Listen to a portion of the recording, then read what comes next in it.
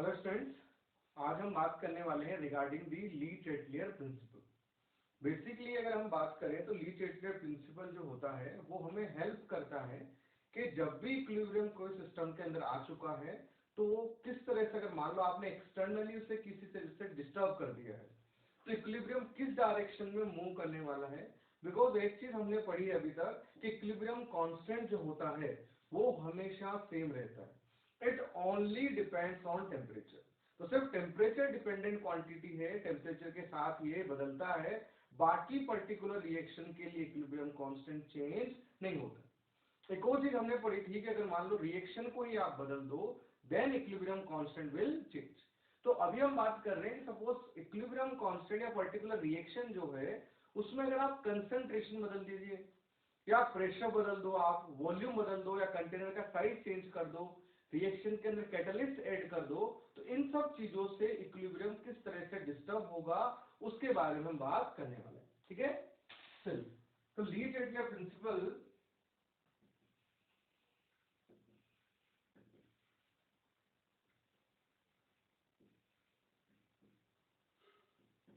Principal जो है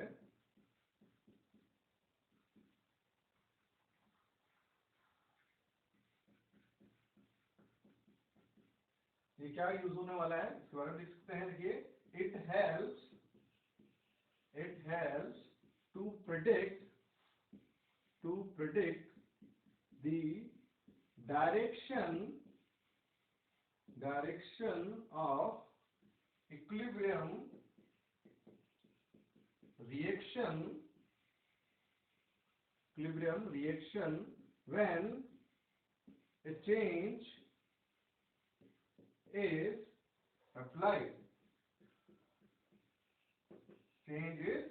जब हम चेंज करने वाले हैं तो इक्विलिब्रियम किस तरह से मूव करने वाला है उसके बारे में बात करते हैं। ठीक है, इस प्रिंसिपल की हम बात करें तो लिख सकते हैं, देखो, according to this principle if an external change is applied to a system at equilibrium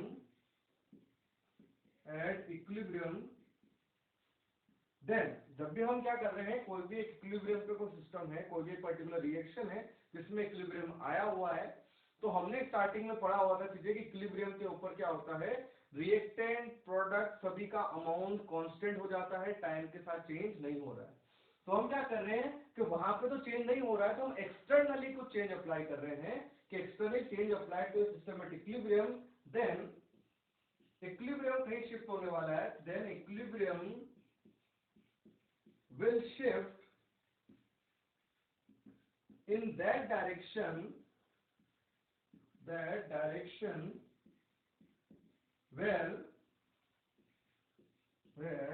the change becomes zero। उस डायरेक्शन शिफ्ट होगा जहां पे जो चेंज है ये जीरो हो जाए या जो चेंज से इफेक्ट आने वाला था वो इफेक्ट नलीफाई हो जाए। ठीक है, तो किस तरह से होगा उसको अपन एक एग्जांपल के थ्रू समझते हैं।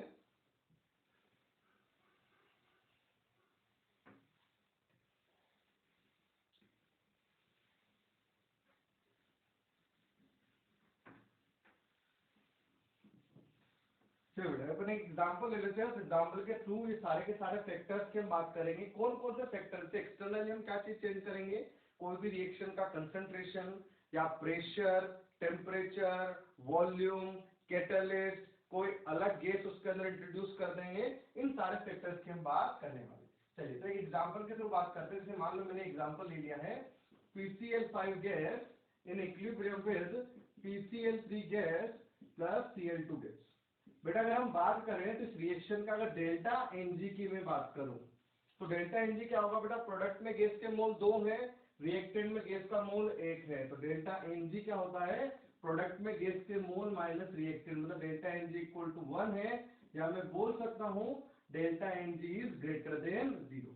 मतलब ये जो भी इफेक्ट की हम बात कर रहे हैं वो इस टाइप की जितनी भी रिएक्शन होंगी उसमें वैलिड है। ठीक है।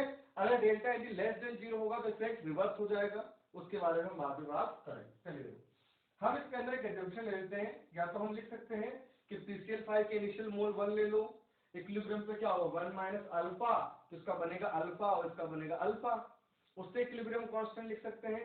या फिर मैंने क्या कर लिया, let the mole of PCl5, PCl3 and Cl2 at equilibrium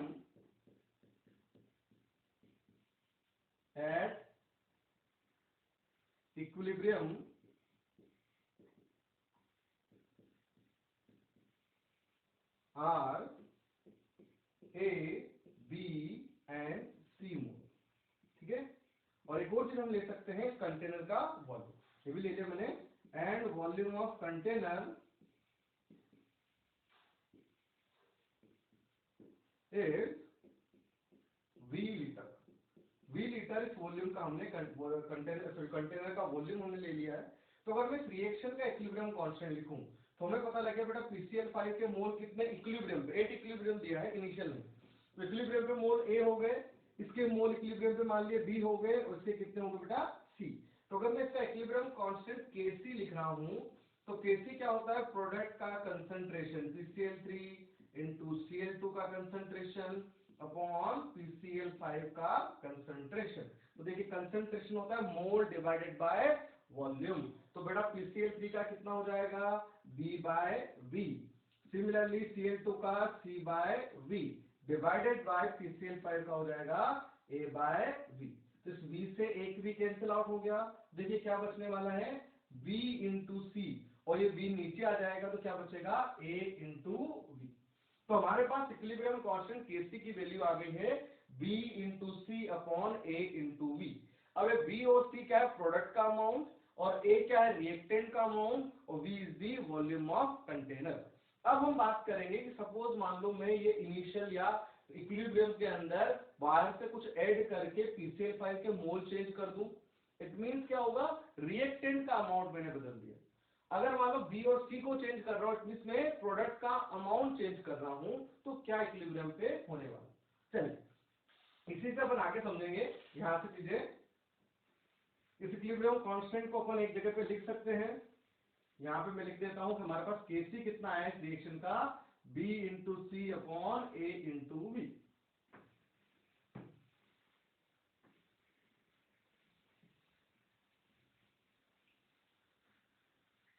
चलिए अब अपन बात करते हैं इफेक्ट कि क्या होने वाला है, मैं पहले इफेक्ट की बात कर रहा हूं, ठीक है, ऑन या कंसंट्रेशन की बात करते हैं। पहला हो गया हमारे पास कंसंट्रेशन।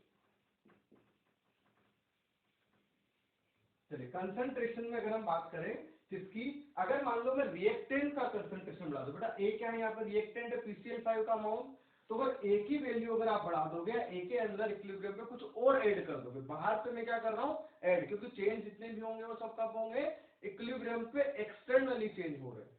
तो अगर आप ए के साथ कुछ एक्स्ट्रा अमाउंट 5 मोल 10 मोल ए मोल डी मोल मिला दो, तो क्या होगा बेटा, ए का अमाउंट बढ़ेगा। अब A और Kc को अगर मैं देखूं, they are inversely proportional, it means अगर A की वैल्यू बढ़ती है तो Kc बढ़ना चाहिए था, पर हमें पता है Kc सिर्फ और सिर्फ टेम्परेचर पर डिपेंड करता है, इसका मतलब ये टर्म तो क्या रहेगा बेटा, कांस्टेंट। अब इसको कांस्टेंट रखना है, तो अगर मान लो मैं यहाँ की वैल्यू बढ़ाता हूँ नीचे की, मान लो मैं इसको 2 से मल्टीप्लाई कर देता हूँ, तो ऊपर भी किससे मल्टीप्लाई कर दो 2 से, तो ये चेंज कैंसिल आउट हो जाएगा और Kc की वैल्यू सेम रहने वाली है। इट मीन अगर मान लो मैंने क्या किया बेटा, ए का कंसंट्रेशन या रिएक्टेंट का कंसंट्रेशन बढ़ाया है PCl5 का, तो रिएक्शन क्या कर देगी, या इक्विलिब्रियम किसका कंसंट्रेशन बढ़ा देगा, प्रोडक्ट का बढ़ा देगा, क्योंकि मैंने चेंज किया है PCl5। तो इक्विलिब्रियम को वापस से कांस्टेंट रखना है चेंज, तो वो क्या करेगा, प्रोडक्ट का कंसंट्रेशन बढ़ा देगा, ठीक है। तो इसका मतलब हमारे पास क्या होगा, अगर प्रोडक्ट का कंसंट्रेशन बढ़ेगा तो रिएक्शन किधर शिफ्ट हो रही है, रिएक्टेंट टू फॉरवर्ड, या बोल सकते हैं रिएक्टेंट टू प्रोडक्ट, या reaction will shift in forward direction. तो आप ये चीजें याद ही रख लेना, अच्छा रहेगा, बार बार एग्जाम्पल के थ्रू समझेंगे। क्या लिखेंगे, कंसंट्रेशन चेंज करेंगे तो क्या होगा, a concentration of reactant increases reactant का इंक्रीज करो या प्रोडक्ट का डिक्रीज करो, बात वही है। अगर मान लो मैं प्रोडक्ट का डिक्रीज करता हूं बेटा, ठीक है, तो रिएक्शन किसका डिक्रीज कर देगी, ए का डिक्रीज कर देगी, ठीक है। तो रिएक्टेंट का कंसंट्रेशन अगर हम बढ़ा रहे हैं तो रिएक्शन की दशा होगी, concentration of reactant increases then equilibrium will shift in forward direction, मतलब प्रोडक्ट का कंसंट्रेशन बढ़ाने का काम करेगा, ठीक है। उसी में अगर लिख सकता हूं मैं if concentration of product increases, product का इंक्रीज कर दो तो रिएक्शन का शिफ्ट होगी बैकवर्ड, या प्रोडक्ट का इंक्रीज करके या रिएक्टेंट का डिक्रीज कर दो, बात एक ही है। If concentration of product increases then क्या होगा, it will shift in backward direction, तो बैकवर्ड डायरेक्शन में इक्विलिब्रियम विल शिफ्ट, ओके। एक कंसंट्रेशन का इफेक्ट हो गया हमारे पास। सिमिलरली अगर मैं रिएक्टेंट का कम करूंगा तो कहां शिफ्ट हो जाएगा, बैकवर्ड, प्रोडक्ट का कम करूंगा तो कहां चला जाएगा, फॉरवर्ड। मतलब रिएक्टेंट बढ़ाना मतलब प्रोडक्ट कम करना, प्रोडक्ट बढ़ाना इसका मतलब रिएक्टेंट कम करना, ये भी आप देख सकते हैं। चलिए सेकेंड इफेक्ट की हम बात करते हैं, वॉल्यूम। चलिए देखो यहाँ पे समझ में आ रहा है, अगर मान लो मैं वॉल्यूम बढ़ाता हूं तो केसी की वैल्यू क्या हो जानी चाहिए, कम हो जानी चाहिए, लेकिन हमें पता है केसी तो क्या रहना चाहिए, सेम रहना चाहिए। तो अगर आप वॉल्यूम की वैल्यू बढ़ा देते हो तो जितना वॉल्यूम बढ़ा है उतना ही चेंज अगर मैं ऊपर भी कर दूं तो हमारे पास नेट चेंज क्या हो जाएगा, जीरो हो जाएगा। इसका मतलब प्रोडक्ट में जो है अगर हमारे पास बढ़ जाए तो रिएक्शन में इक्विलिब्रियम हमारे पास डिस्टर्ब नहीं होगा। तो उसके लिए आप याद रख लेंगे कि जब भी आप रिएक्टेंट का कंसंट्रेशन बढ़ाते हैं तो रिएक्शन फॉरवर्ड जा रही है। अगर आप वॉल्यूम बढ़ा रहे हैं तो वॉल्यूम बढ़ाने से रिएक्शन काम मूव करेगी जहां पर गैसियस मोल्स ज्यादा हो। देखो यहाँ पे प्रोडक्ट के अंदर अगर डेल्टा एनजी वाली रिएक्शन है तो प्रोडक्ट साइड में शिफ्ट हो जाएगी, या आप इसको इस तरह से लिख लीजिए कि volume of vessel increases then equilibrium will shift in that direction where number of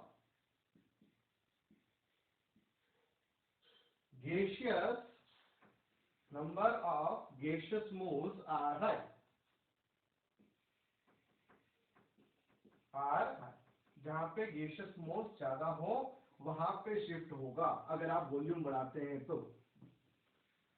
इसको मैं किस तरह से लिख रहा हूं बेटा, जैसे वॉल्यूम आप बढ़ा रहे हैं तो ये भी जो रिएक्शन लिखी थी हमने delta n g greater than zero वाली, तो इसमें गैसियस मोल्स कहां पे ज्यादा है, प्रोडक्ट साइड में ज्यादा है, तो इसमें कहां शिफ्ट हो जाएगा, वॉल्यूम बढ़ाने पर फॉरवर्ड शिफ्ट हो जाएगा, ठीक है। अगर आप delta n g equal to zero की बात कर रहे हैं तो दोनों साइड में नंबर ऑफ मोल्स बराबर है, और आप देखेंगे वहां पे वॉल्यूम का टर्म भी नहीं रहता है, वॉल्यूम पे डिपेंड नहीं करता है डेल्टा एनजी जीरो वाला, तो यहाँ पे क्या हो जाएगा, वॉल्यूम बढ़ाने पर नो चेंज।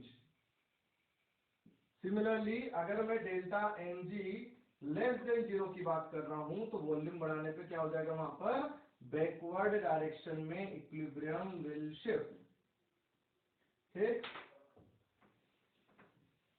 तो ये सारे फैक्टर्स आप याद रख लेना कि रिएक्टेंट का बढ़ाएंगे तो फॉरवर्ड, प्रोडक्ट का बढ़ाएंगे तो बैकवर्ड, वॉल्यूम बढ़ाएंगे तो जहां पर गैसियस मोल्स ज्यादा है वहां पर शिफ्ट हो जाएगा। जैसे फॉर एग्जांपल बात करें, अगर मैं बात कर रहा हूं 2NO in equilibrium with N2 gas plus O2 gas, अब इसमें डेल्टा एनजी जीरो है तो वॉल्यूम बढ़ाने पे क्या होगा, नो चेंज, या कहीं भी इक्विलिब्रियम शिफ्ट नहीं होने वाला है।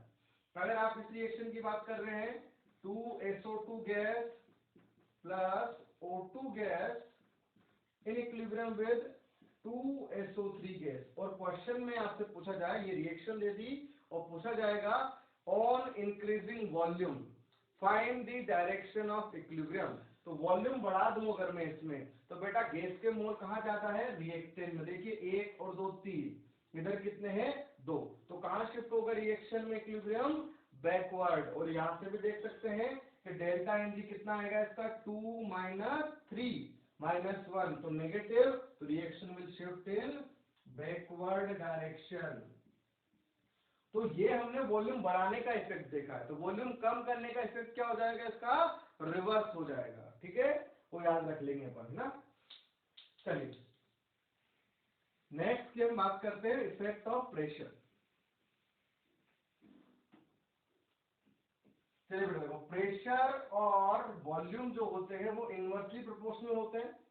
ठीक है, इसका मतलब हम बोल सकते हैं कि प्रेशर इंक्रीज होगा तो volume will decrease, since pressure is inversely proportional to volume. तो क्या होगा बेटा, जो वॉल्यूम बढ़ाने पे कहां शिफ्ट हो रहे थे, कम मोल के साइड, तो प्रेशर बढ़ाएंगे तो कहां शिफ्ट हो जाएंगे, ज्यादा मोल के साइड, रिवर्स हो जाएगा उसका। ठीक है, तो हम ऐसा बोल सकते हैं, on increasing pressure equilibrium will shift in that direction where number of gaseous moles is less, sorry is less, कम मोल की साइड में शिफ्ट हो जाएगा। यहाँ पे ज्यादा मोल की साइड में शिफ्ट हो रहा था, वहां पर कम मोल की साइड में शिफ्ट हो जाएगा। मतलब जो वॉल्यूम का इफेक्ट था, जिसका जस्ट रिवर्स इफेक्ट। ठीक है, मतलब हम बोल सकते हैं कि डेल्टा एनजी ग्रेटर देन 0 होगा, तो इसमें कहां हो जाएगा बेटा, बैकवर्ड शिफ्ट होना चाहिए। कब, जब प्रेशर आप बढ़ाते हैं। ठीक है, अगर डेल्टा एनजी 0 है तो क्या हो जाएगा, नो इफेक्ट। वहीं पे अगर मैं बोलूं डेल्टा एनजी लेस देन 0 तो कहां शिफ्ट होगा, फॉरवर्ड। ठीक है, तो आप इसे याद रख लेंगे कि प्रेशर बढ़ाने पर कम मोल की साइड में शिफ्ट होता है, और प्रेशर कम करना मतलब वॉल्यूम बढ़ाना, तो वॉल्यूम बढ़ाने पे कहां शिफ्ट होता है, ज्यादा मोल की साइड में शिफ्ट होता है इक्विलिब्रियम। ठीक है, चलिए ये तो हमारे पास कुछ इफेक्ट हो गए हैं जो हमें याद ही रखने हैं। ठीक है, इन पे बेस्ड क्वेश्चन आते हैं बेटा जनरली। चलिए और एक दो और पॉइंट है हमारे पास, वो भी हम लिखेंगे, that is effect of catalyst. चलिए फोर्थ क्या हो जाएगा, कैटलिस्ट का क्या होगा, no effect, there will be no effect of catalyst on equilibrium. तो कैटलिस्ट क्या है, इक्विलिब्रियम के डायरेक्शन को चेंज नहीं करता है। ये मैं बता चुका हूं आपको कि वो क्या हेल्प करता है, रिएक्शन की स्पीड बढ़ाने में काम करता है। ठीक है, चलिए नेक्स्ट हम एक और इंपॉर्टेंट चीज की बात करेंगे, that is addition of inert gas. अब कोई भी इक्विलिब्रियम में इनर्ट गैस पे इनर्ट गैस आप ऐड कर रहे हैं, ऐसी गैस जो रिएक्ट नहीं करेगी, तो इनर्ट गैस ऐड करने का काम क्या होगा, जैसे मान लो मैंने हीलियम ऐड कर दिया बेटा, नियोन ऐड कर दिया, तो ये रिएक्ट नहीं करेंगी, ये क्या करेंगी, टोटल मोल बढ़ा देगी। और टोटल मोल अगर बढ़ा देगी तो हमारे पास वॉल्यूम भी चेंज हो जाएगा। और अगर वॉल्यूम चेंज हो जाएगा, क्योंकि ये रिएक्शन में पता है volume is proportional to number of moles होता है, तो अगर वो नंबर ऑफ मोल्स बढ़ जाएंगे तो टोटल वॉल्यूम भी बढ़ेगा, और टोटल वॉल्यूम अगर बढ़ जाएगा तो इक्विलिब्रियम का डायरेक्शन चेंज होगा। पर अगर मैं वॉल्यूम ही कांस्टेंट ले लूं तो फिर कोई इक्विलिब्रियम पे डिस्टरबेंस नहीं होगी। तो देखो एडिशन ऑफ इनर्ट गैस, जैसे मान ले ए ले लिया मैंने condition, at constant volume,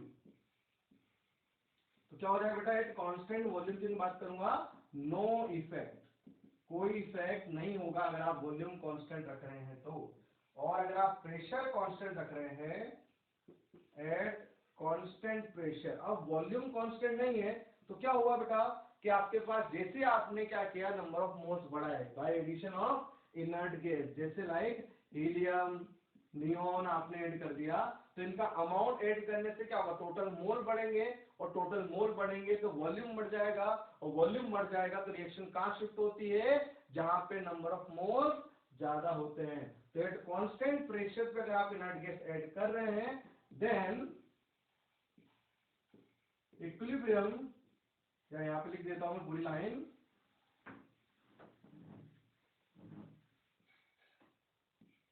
on adding inert gas at constant pressure, equilibrium will shift in the direction of higher gaseous moles। जहां पे गैसियस मोल्स ज्यादा होंगे वहां पे इक्विलिब्रियम शिफ्ट हो। तो बेटा मैंने 5 पॉइंट आपको बताए हैं, उनको हम इस तरह से याद रखेंगे। पहला, रिएक्टेंट का कंसंट्रेशन बढ़ाएंगे तो फॉरवर्ड, प्रोडक्ट का बढ़ाएंगे तो बैकवर्ड। सेकेंड, वॉल्यूम अगर हम बढ़ाते हैं कंटेनर का तो कहां शिफ्ट होती है, जहां पर गैसियस मोल्स ज्यादा होते हैं। मतलब अगर डेल्टा Ng ग्रेटर देन 0 है तो फॉरवर्ड, और इक्वल टू 0 है तो नो चेंज, और लेस देन 0 है तो बैकवर्ड। सिमिलरली प्रेशर का इफेक्ट जो वॉल्यूम का इफेक्ट है उसका इनवर्स हो जाएगा, because pressure and volume are inversely proportional. उसके बाद कैटलिस्ट का कोई इफेक्ट नहीं होगा, और इनर्ट गैस को भी अगर आप कांस्टेंट वॉल्यूम पे ऐड करेंगे देन नो इफेक्ट, पर कांस्टेंट प्रेशर पे ऐड करेंगे तो क्या इफेक्ट होगा, जो वॉल्यूम बढ़ाने पे होता है वही इफेक्ट होने वाला है। ठीक है, ये हमारे पास कुछ लीच-एटलर प्रिंसिपल के इफेक्ट है। ठीक है, अब हम बात करेंगे एक और चीज, इफेक्ट ऑफ टेम्परेचर। तो इस पे बेस्ड जो क्वेश्चन है वो थ्योरेटिकली आता है, क्या आपको बोला जाएगा कि कैटलिस्ट ऐड कर देंगे तो क्या इफेक्ट होगा, टेम्परेचर बढ़ाएंगे तो क्या होगा, उस तरह के क्वेश्चन आने वाले। ठीक है, चलिए अब हम बात करें एक और चीज last, that is effect of temperature.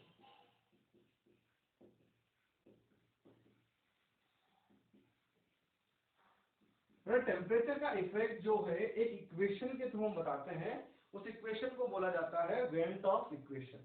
अब वो इक्वेशन जो है अभी हम डिराइव नहीं करेंगे, वो 12th क्लास के अंदर हम डिराइव करते हैं। अभी के लिए आप बस इक्वेशन लिख लीजिए, that is van't Hoff equation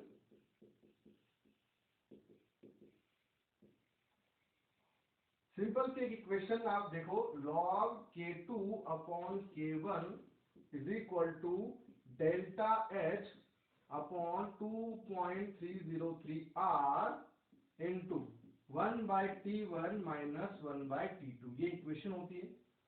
यहां पर k1 k2 क्या है, इक्विलिब्रियम कांस्टेंट, T1 T2 क्या है, temperature, delta H enthalpy of reaction जो हमने लेक्चर 1 में देखा था, और आर यहाँ पे कांस्टेंट होता है, इसकी वैल्यू मैं आपको बता देता हूं। देखो यहाँ पे क्या है, केवल क्या है का equilibrium constant eight T1 temperature. Similarly K2 क्या है, equilibrium constant eight T2 temperature. Delta H वो हो गया एंथैल्पी और एनर्जी, आप बोल सकते हैं एनर्जी ऑफ रिएक्शन। जो मैं आपको बता चुका हूं कि अगर मान लो enthalpy of reaction delta H अगर पॉजिटिव होता है तो रिएक्शन विल बी एंडोथर्मिक, अगर डेल्टा एच नेगेटिव होता है then reaction will be exothermic. ठीक है बेटा, चलिए, और यहाँ पे R जो है कांस्टेंट है, इसकी वैल्यू है 8.314, ये जूल के अंदर, और अगर कैलोरी में लिखना है तो क्या हो जाएगा, 2 कैलोरी के अंदर आ जाएगा, इन कैलोरी। ठीक है, और जूल के अंदर इसकी वैल्यू क्या हो जाएगी, 8.314।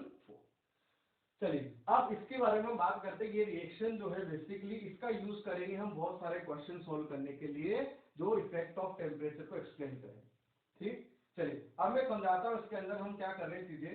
अगर आप क्या करो कि इक्विलिब्रियम जो है आपके पास, उसमें अगर आप टेम्परेचर कांस्टेंट रखें, सो टेम्परेचर आप इंक्रीज कर रहे हैं तो इफेक्ट क्या होने वाला है, टेम्परेचर डिक्रीज कर रहे हैं तो इफेक्ट क्या होने वाला है।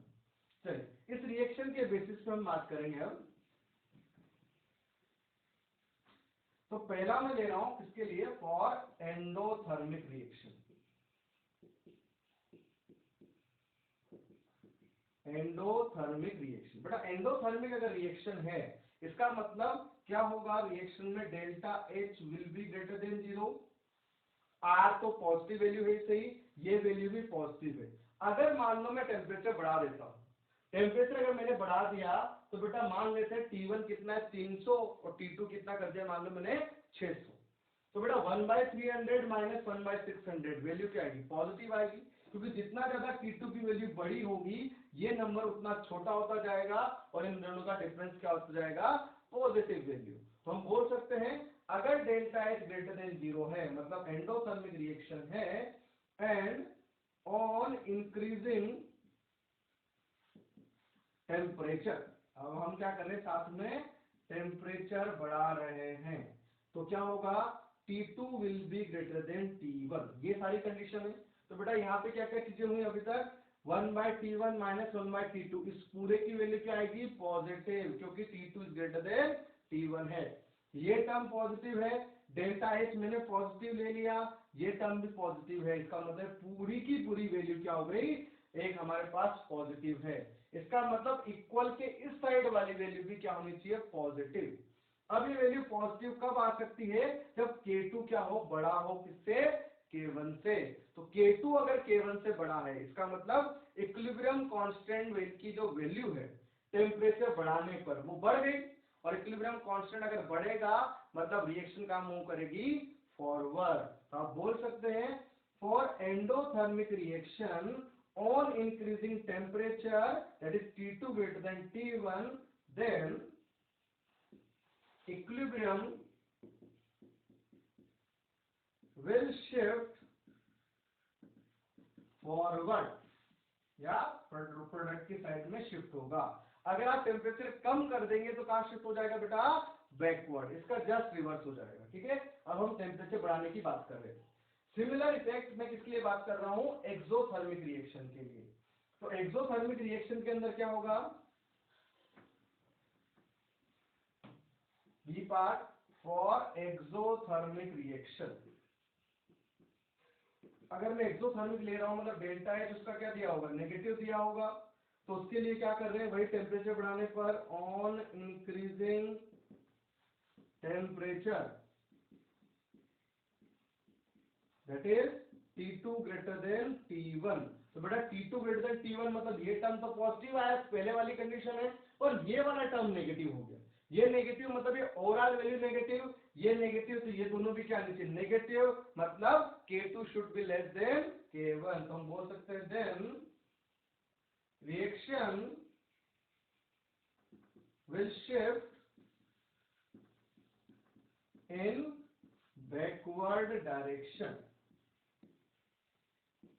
shift in backward direction। तो इक्विलिब्रियम हमारे पास कहां शिफ्ट होगा, बैकवर्ड डायरेक्शन में शिफ्ट हो जाएगा, जब हम क्या करेंगे, टेम्परेचर बढ़ा देंगे फॉर कौन से टाइप की रिएक्शन के लिए, एक्सोथर्मिक के लिए। तो अब एक और चीज याद रहेगी, एक्सोथर्मिक में टेम्परेचर बढ़ाने पर बैकवर्ड और एंडोथर्मिक में टेम्परेचर बढ़ाने पर फॉरवर्ड रिएक्शन शिफ्ट होगी। बेटा थोड़ा थ्योरेटिकल पार्ट है, आपको याद रखना पड़ेगा।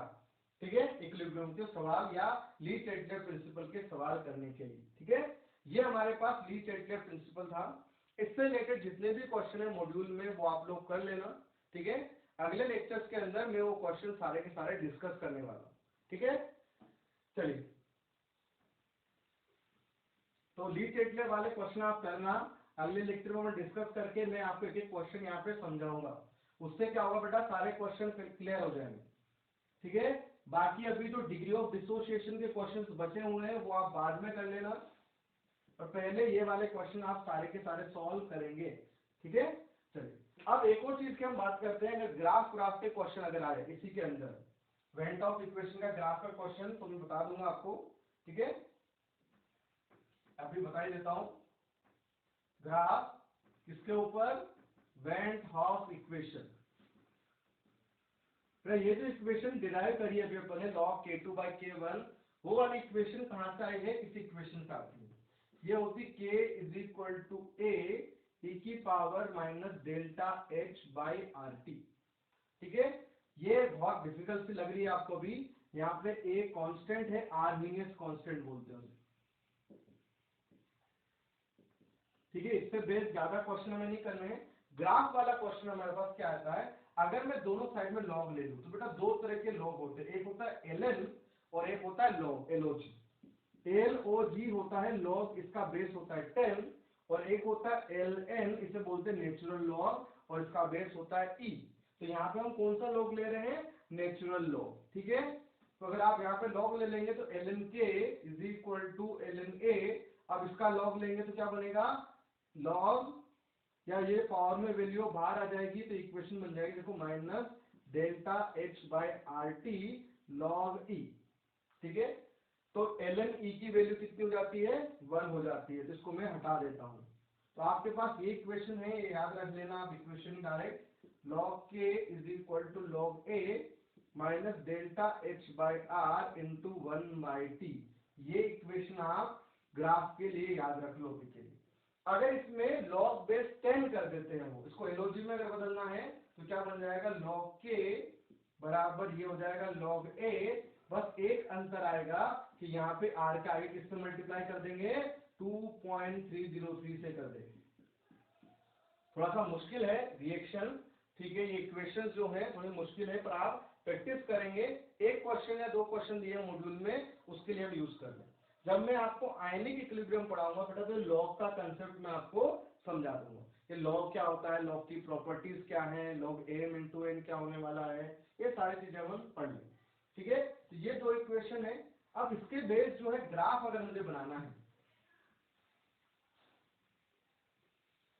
तो पहला ग्राफ, अगर आपसे ग्राफ पूछ जाए किसके वर्सेस, ln के वर्सेस किसके बीच में बेटा, 1 बाय टी का ग्राफ पूछा जाएगा, log के वर्सेस 1 बाय टी, ठीक है।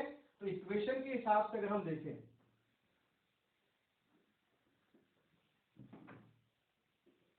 तो हमारे पास ये इक्वेशन है, ln k is equal to ln a minus delta h by R into 1 by T graph. बेटा इसको हम प्लॉट कर रहे हैं y एक्सिस के अंदर, ठीक है, ये इंटरसेप्ट हो जाएगा, ये माइनस m और ये क्या हो जाएगा x, क्योंकि 1 बाय टी को आप कहां प्लॉट कर रहे हैं, x एक्सिस के अंदर, फिर y is equal to mx plus c वाला ग्राफ हो गया हमारे पास, ठीक है।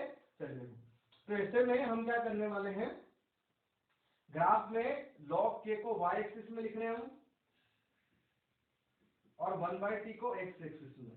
अब बेटा y is equal to mx plus c जो ग्राफ है, तो m क्या होता है, स्लोप, तो इसका जो स्लोप होगा वो कितना है, minus delta h by R हो गया है। यहां से अगर देखें आप तो अगर ये डेल्टा h पॉजिटिव रहा तो पॉजिटिव इंटू नेगेटिव क्या हो जाएगा, नेगेटिव, इसका मतलब स्लोप क्या होगा, नेगेटिव, मतलब ग्राफ ऐसा डिक्रीजिंग आएगा। अगर मान लो मैं बात करूं कि अगर डेल्टा एच नेगेटिव है, नेगेटिव मतलब नेगेटिव नेगेटिव पॉजिटिव, रिएक्शन क्या होगी, एक्सोथर्मिक, तो स्लोप इंक्रीजिंग आ जाएगा। तो इसमें दो ग्राफ बन सकते हैं, एक ग्राफ ऐसा बनेगा, ये किसके लिए हो जाएगा, फॉर एंडोथर्मिक, ठीक है, और एक ग्राफ अपन ऐसा बना सकते हैं,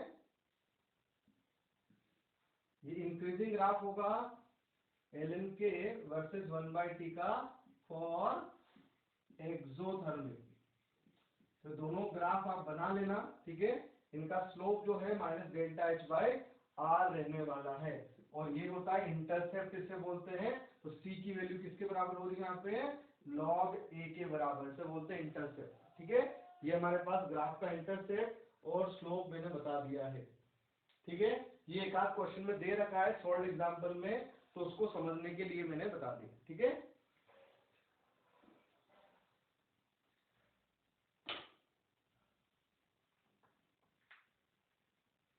चलिए अब अपन बात कर लेते हैं एक और चीज, इस पे बेस्ड क्वेश्चन जो है अपन अगली क्लास में करेंगे बेटा, सारे के सारे क्वेश्चन जो है इनसे रिलेटेड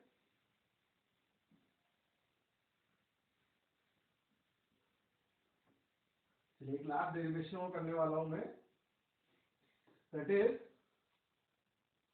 डिग्री ऑफ डिसोसिएशन मतलब अल्फा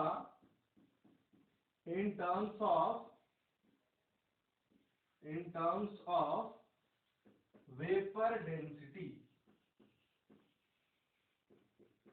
ठीक है। इसके बाद अपने चैप्टर की जो थ्योरी है वो ऑलमोस्ट कंप्लीट हो गई है, कुछ ज्यादा चीजें नहीं बचेंगी, कुछ पॉइंट बचेंगे तो फिर अपन उसके बाद डिस्कस करेंगे। देखो अल्फा हमें निकालना है किसमें, वेपर डेंसिटी में। वेपर डेंसिटी जो होता है वो आपने पढ़ा होगा, वेपर डेंसिटी होता है मोलर मास डिवाइडेड बाय 2। ये सिंपल सा टर्म है, molar mass divided by 2 is vapour density. अब जैसे मान लो यहाँ पे मैंने इस टाइप की रिएक्शन, जैसे मान लो एक कंपाउंड है AN है, जैसे मान लो A2 A3 A4, और वो टूट के किस में जा रहा है बेटा, Na के अंदर जा रहा है। जैसे मान लो N है, जैसे A2 है तो किस में जाएगा, 2A में, A3 है तो 3A में, A4 है तो 4A में वो कन्वर्ट हो रहा है। चलिए मान लेते हैं इसके इनिशियल मोल कितने बेटा, 1 मोल, ठीक है। तो इक्विलिब्रियम पे क्या होगा, 1 माइनस अल्फा, तो इसके n मोल बन रहे हैं तो क्या हो जाएगा n अल्फा, या तो आप x के टर्म में भी लिख सकते हैं, वो वैल्यू सेम आएगी। देखो x by initial a1 is equal to alpha, मतलब x बराबर अल्फा ही है, तो 1 upon 1 minus alpha is equal to n alpha हो जाएगा। अब एक चीज हमें पता है बेटा कि जो मोलर मास होता है n एवरेज जब हम निकालते हैं तो n एवरेज के फॉर्मूले के अंदर क्या आता है बेटा, यहाँ पर आता है total mass divide by total mole, लिखते हैं अपन यहाँ पे, मतलब Ma लिखते हैं Na plus Nb divided by Na plus Nb, मतलब m एवरेज जो होता है वो टोटल मोल के इनवर्सली प्रोपोर्शनल आता है। तो अपन यहाँ पे भी वही चीज करेंगे, इसी कंसेप्ट का यूज करेंगे कि इनिशियली देखो मोल 1 है, तो इनिशियल यहाँ पे मोलर मास, देखो मैं यहाँ पे लिख देता हूँ चीजें, सिंस मोलर मास, ठीक है, वो क्या होता है हमारे पास, गिवन मास अपॉन मोल, तो molar mass is inversely proportional to